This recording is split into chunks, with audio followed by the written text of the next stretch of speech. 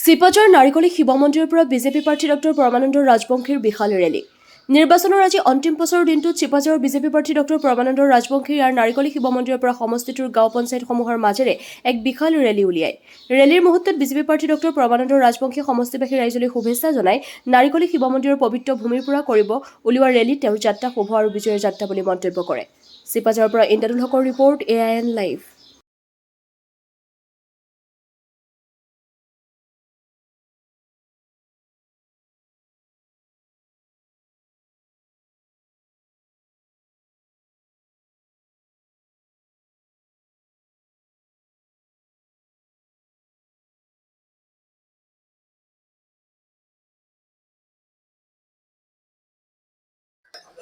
আমি সকলোৱে যিকোনো মানুহে নহওক কিয় সদায় যাত্ৰা শুভ হ'বলৈ হ'লে ইষ্ট দেৱতা নিজ ইষ্ট দেৱতাৰ ওচৰত আমি সদায় প্ৰাৰ্থনা কৰিব লাগে আৰু তেওঁৰ প্ৰতি আমি ভক্তি প্ৰদৰ্শন কৰাটো উচিত।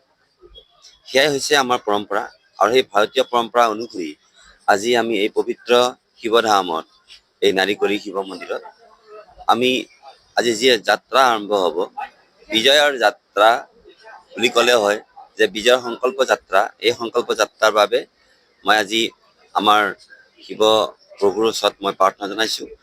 সকলোৰে আমাৰ এই চিপাঝাৰ সমষ্টি সকলোৰে যাতে মংগল হয় আৰু সকলোৱে যাতে আমাৰ যি বিজেপি পাৰ্টীৰ প্ৰতি আস্থা প্ৰকাশ কৰে, তাৰ কাৰণে মই আজি এই যিটো মোৰ যাত্ৰাৰ আৰম্ভণিতে মই এই শুভ কাৰ্য সম্পন্ন কৰিছোঁ।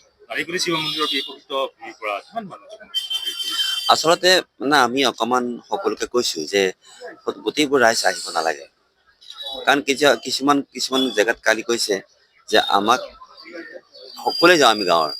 আচলতে এইটোতো মানে পথত ইমানবোৰ মানুহ হ'লে আমাৰ যিটো নেকি শোভাযাত্ৰাটোৰ যিটো মূল উদ্দেশ্যটো ই তল পৰিব। কাৰণ আমাৰ মূল লক্ষ্য হৈছে কি যে বুথ আমি সংকল্প অভিযান কৰিব লাগিব, তাতে আমি পহৰা দিব লাগিব, তাতে আমি চাব লাগিব যাতে কাইলৈ ভালকৈ বা পৰহি আমি ভালকৈ কি কৰিব পাৰোঁ যে আমি সুন্দৰভাৱে ভোটদান পৰ্ব সম্পন্ন কৰিব পাৰোঁ। আচলতে এইবেলি এটা বেলেগ ধৰণৰ উৎসাহ মই দেখিছোঁ। নিৰ্বাচন বহুতত যোগদান কৰিছোঁ বা নিজে খেলিছোঁ, কিন্তু এইবাৰ দৰে যিটো অভূতপূৰ্ব যিটো উৎসাহ উদ্দীপনা এয়া মই দেখা নাছিলোঁ। মানে কি যে মানুহে কিন্তু হিয়া উজাৰি যিটো মৰম দিছে, সেই মৰমৰ বাবে আমি প্ৰতিদান দিবৰ কাৰণেও মানে আন্তৰিকতাৰে বা নিজৰ আত্মাক আমি অকণমান দৃঢ় হ'বৰ কাৰণে 3 দিন একেৰাহে তেওঁলোকে হতাশগ্ৰস্ত হৈ যিবিলাক কাম কৰিছে আৰু এটা পবিত্ৰ মছজিদৰ জোনাব এগৰাকীয়ে কালি যিধৰণে ডেকা ল'ৰাকেইটাক ইমান নিৰীহ ডেকা ল'ৰাকেইজনক যেনেকৈ আক্ৰমণ কৰি হত্যাৰ প্ৰবৃত্তি চলাইছে, আমি এইটো তীব্ৰ নিন্দা কৰিছোঁ। কাৰণ আমি এটা কথাই জানো যে আমাৰ চিপাঝাৰ যিকোনো নাগৰিকক,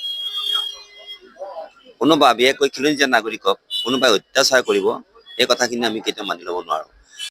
যাতে এই অপকৰ্ম যাতে দুনাই নকৰে, আৰু যদি অপকৰ্ম কৰিয়ে থাকে তেতিয়াহ'লে কিন্তু চিপাঝাৰৰ যিটো নেকি ঐতিহ্যমণ্ডিত শান্তি সম্প্ৰীতি বিঘ্নিত কৰা, এইসকলক চিনাক্তকৰণ কৰি পেলাই যথাবিহিতভাৱে আমাৰ ন্যায়িকভাৱে যিখিনি কৰিব লাগে আমি কৰিম।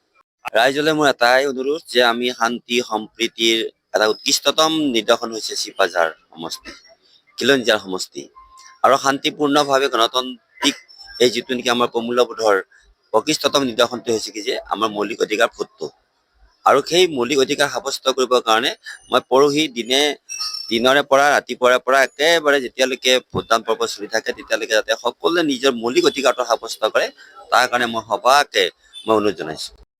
যিকোনো খবৰ আৰু বিজ্ঞাপনৰ বাবে যোগাযোগ কৰক 7896121996।